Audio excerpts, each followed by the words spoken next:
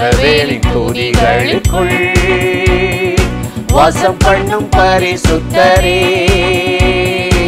இஸ்ரவேலின் துதிகளுக்குள் வாசம் பண்ணும் பரிசுத்தரே, உம்மை வாயார வாழ்த்துகிறேன், உம்மை மனதார போற்றுகிறேன், உம்மை வாயார வாழ்த்துகிறேன், உம்மை மனதார போற்றுகிறேன்.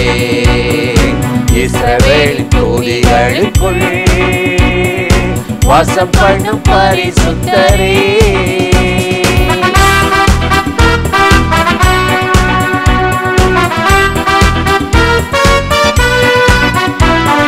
ஸ்தோத்திர பலியிடுவே, செய்த நன்மை நினைக்கின்றே, நன்றி கூறிடுவே, மகிமை படுத்திடுவே, ஸ்தோத்திர பலியிடுவே, செய்த நன்மை நினைக்கின்றே, நன்றி சொல்லிடுவே, மகிமை படுத்திடுவே, மகிமை உமக்கு மகிமை, மகிமை உமக்கு மகிமை.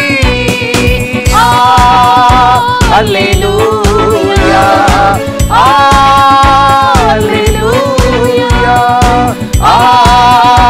அல்லேலூயா,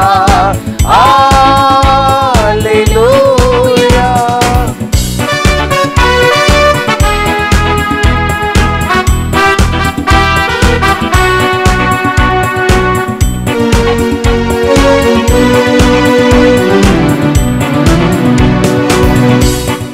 தகப்பன் கைவிட்டாலும் நீ என்னை சேர்த்துக் கொள்வே, பெற்ற தாய் என்னை மறந்தாலும் நீ என்னை அழைத்துக் கொள்வே, தகப்பன் கைவிட்டாலும் நீ என்னை சேர்த்துக் கொண்டே, பெற்ற தாய் என்னை மறந்தாலும்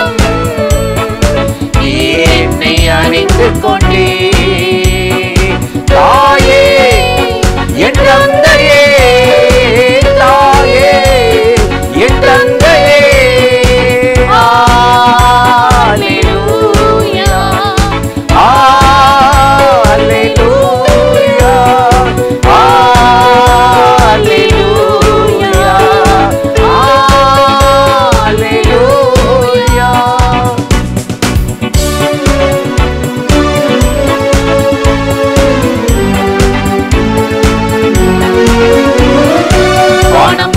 படைத்தவரே நீ சர்வ வல்லவரே, ஜீவனுள்ள தேவன் நீரே, ஜீவாதிபதி நீரே, வானம் பூமி படைத்தவரே நீ சர்வ வல்லவரே, ஜீவனுள்ள தேவன் நீரே, ஜீவாதிபதி நீரே, ஜீவனே என் பலனே, ஜீவனே என் பலனே. அல்லேலூயா, அல்லேலூயா,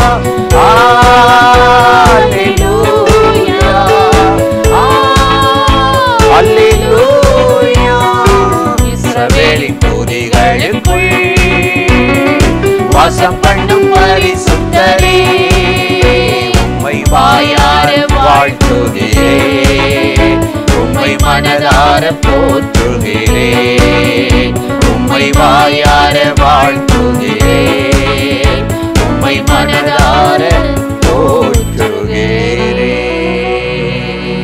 பிரியமானவர்களே, ஆண்டவராகிய இயேசுவின் நாமத்தினாலே இந்த காலை நேரத்தில் இயேசுவை தினம் பார்ப்போம் என்ற இந்த நிகழ்ச்சியின் மூலமாக உங்களை சந்திப்பதில் மிகுந்த மகிழ்ச்சி அடைகிறேன். கர்த்தர் நல்லவர், கிருபையும் இரக்கமும் நிறைந்தவர்.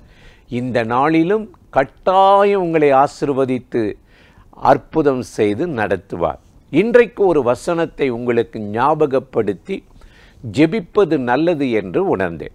ஏசாயா 50:8 கர்த்தருடைய வார்த்தை இப்படி சொல்லுகிறது, என்னை நீதிமானாக்குகிறவர் சமீபமாயிருக்கிறாராம். எவ்வளோ ஒரு அருமையான வார்த்தையில் ஆண்டவரை பற்றி ஏசாயா தீர்க்கதரிசி சொல்லுகிறார், என்னை நீதிமானாக மாற்றுகிறவர். இந்த உலகத்தில் நீதிமான் கெட்டவனாக மாற முடியும்,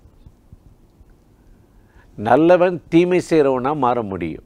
ஆனால் ஒரு பாவியை, ஒரு அக்கிரமக்காரனை நல்லவனா நீதிமானா மாற்ற உலகத்தில் யாராலும் முடியாது. தேவனால் மட்டும்தான் முடியும். தேவனால் மாத்திரம்தான் அது முடியும். அதனால தான் ஏசாயா சொல்லுகிறார், என்னை நீதிமானாக்குகிறவர் சமீபமாக இருக்கிறாராம். இயேசு ஏன் இந்த பூமிக்கு இறங்கி வந்தார்? வானம் எனக்கு சிங்காசனம், பூமி பாதப்படினார். வானத்தில் தீமையோ பாவமும் கிடையாது. ஏன்னா மனிதர்கள் அங்கே இல்லை. பூமியை ஆண்டவர் மனுப்புத்தருக்கு கொடுத்தார். இந்த மனுப்புத்தரு கொடுத்த இந்த பூமியை சாத்தான் கெடுத்து சீரழித்து இன்னைக்கு தீமை பாவத்தினாலே அவன் நிறைத்து விட்டான். இப்படிப்பட்ட இந்த பூமியில் மனிதர்களை நல்வழிப்படுத்தத்தான் இயேசு இந்த பூமிக்கு இறங்கி வந்து மனித அவதாரம் எடுத்து சிலுவையில் ஜீவனை கொடுத்து மரித்து 3ஆம் நாள் உயிரோடு எழுந்தார். அந்த ஊழியத்தை செய்ய வந்தார். அதைத்தான் அவர் சொல்லும்போது சொல்லுகிறார், ஏசாயா 53:11 தம்மை பற்றும் அறிவினால் அநேகரை நீதிமானாக்குவாராம். இயேசுவை அறிகிற அறிவினால அநேகரை அந்த சிலுவையில் அவர் சிந்தின இரத்தத்தினால கொடுத்த சம்பாதித்த பாவம் மன்னிப்பினால நம்மை நீதிமானாக மாற்ற முடியும். இன்றைக்கி அந்த ஆண்டவர்கிட்ட போய் என்னை இன்னும் நீதிமானாக மாற்று என்று சொன்னால் உங்களை மாற்றிடுவார். ஆனால் இன்றைக்கி மனிதர்கள் என்ன செய்கிறாங்க? நற்கிரைகளே செய்கிறாங்க, தான தர்மம் பண்ணுறாங்க, அன்னதானம் பண்ணுறாங்க, ஏழைக்கு உதவி செய்கிறேன்னு சொல்கிறாங்க. இதெல்லாம் எதுக்கு தெரியுமா? நம்ம சொந்த பக்தினாலோ பரிசுத்தத்தினாலோ பலத்தினாலோ நீதிமானாக முடியாது. அப்படின்னா எல்லாரும் பணம் கொடுத்து எல்லாரும் போய் என்னென்னமோ பண்ணி நீதிமானுன்னு சொல்லி பேரை மாற்றிட்டு வந்துடுவாங்களே. ஒருவனாலும் தீயவன் கெட்டவனை நல்லவனாக தன் சுயபலத்தால் முடியாது.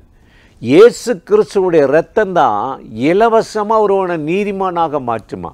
ரோமர் 3:24 நாம் பார்க்கும் பொழுது அவருடைய இரத்தத்தினால இலவசமாக நீங்கள் நீதிமான்களாக்கப்பட்டிருக்கிறீர்கள். இலவசமாக அந்த நீதிமானம் மாறிட்டா ஆண்டவருடைய இரக்கம் உங்கள் மேலே வருது. நீங்கள் அவர் சமூகத்தில் நிலைத்திருக்கலாம், வாழலாம். அதைத்தான் நோவாவின் காலத்தில் ஆண்டவர் செய்தார். நோவாவின் காலம் கொடூரமான காலம், பொல்லாத காலம். நோவா தன் காலத்துக்குள் இருந்தவர்களுக்குள் நீதிமானும் உத்தமனுமாயிருந்து உலகத்திலே கரைபடாமல் பெரும் தீங்குக்கு பெரும் வெள்ளத்துக்கு தண்ணீரிலே மூழ்காமல் பாதுகாக்கப்பட்டான். காரணம் நீதிமான். இன்னைக்கு நீதிமானாக்கத்தான் அவர் சமீபமாய் இருக்கிறார். அதைத்தான் இயேசு இந்த பூமியிலே செய்தார். நீங்கள் வேதத்தை வாசித்தால் நீதிமானுக்கென்று சில பலன் இருக்கிறது. சங்கீதம் 14:5 பார்க்கும் பொழுது கர்த்தருடைய வேதம் சொல்லுகிறது, அங்கே அவர்கள் மிகவும் பயந்தார்கள். காரணம், கர்த்தர் நீதிமானின் சந்ததியோடு இருக்கிறார். நீதிமானாய் வாழ்ந்தால் அந்த சந்ததி தலைமுறை பிள்ளைகள் பேரம்பேத்தி அடுத்த தலைமுறையோடு கூட ஆண்டவர் இருக்கிறாரா? அதுக்குத்தான் நீதியாக வாழணும், பரிசுத்தமாக வாழணும். அதைத்தான் கர்த்தருடைய வேதம் சொல்லுது. அது மட்டுமா, நீதிமானின் சந்ததி அப்பத்துக்காக அலைந்து தெரியலன்னு சங்கீதம் 37:25 பார்க்குறோம். போய் மற்றவங்கிட்ட உதவி கேட்டு நான் கடன் ஆகிட்டேன், நஷ்டமாயிட்டேன், ரொம்ப கஷ்டப்படுறேன் பாட்டு பாடலை. நீதிமானின் சந்ததியை கர்த்தர் கைவிடுவதில்லை. காரணம், அவனுடைய கூப்பிடுதலை, ஜெபத்தை கேட்டு ஆண்டவர் எல்லா நெருக்கடியும் மாற்றி ஆசீர்வதிப்பார்.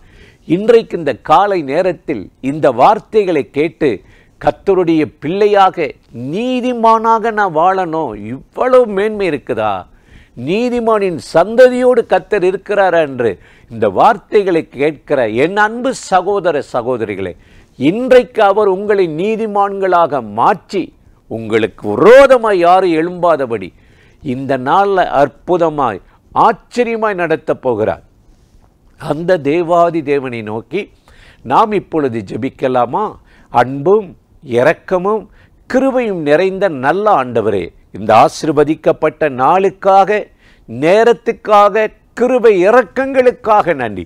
இப்பொழுது யாரெல்லாம் இந்த நிகழ்ச்சியில் இணைந்து என்னை நீதிமானாக்கும் என்று கெஞ்சுகிறார்களோ அத்தனை பேரையும் நீதிமானாக்கி நல்வழிப்படுத்தி கர்த்தர் நீதிமானின் சந்ததியோடு இருக்கிறார் என்ற வார்த்தையின்படி சந்ததியோடு இரும், கையிட்டுச் சேர வேலைகளில் இரும், தொழிலோடு இரும், ஆண்டவர் பிள்ளைகளோடு இருந்து இந்த நாளிலே உலகம் மேற்கொள்ளாதபடி, கரைபடாதபடி ஆண்டவர் உம்முடைய பிள்ளைகளை வேலையடைத்து நல்ல பலத்தையும் சுகத்தையும் தந்து பாதுகாத்து நடத்தியருளும். இயேசுவின் நாமத்தில் வேண்டிக் கொள்ளுகிறோம் நல்ல பிதாவே, ஆமேன், ஆமேன். தொடர்ந்து இந்த நிகழ்ச்சியை நீங்களும் பார்க்கணும், மற்றவங்களுக்கு அறிமுகப்படுத்தணும். யூடியூப் சேனலில் போய் சப்ஸ்கிரைப் பண்ணாதவங்க பண்ணிருங்க. ஆண்டவராகிய தேவன் நம்மை ஆசீர்வதித்து நடத்துவார். ஆமென்.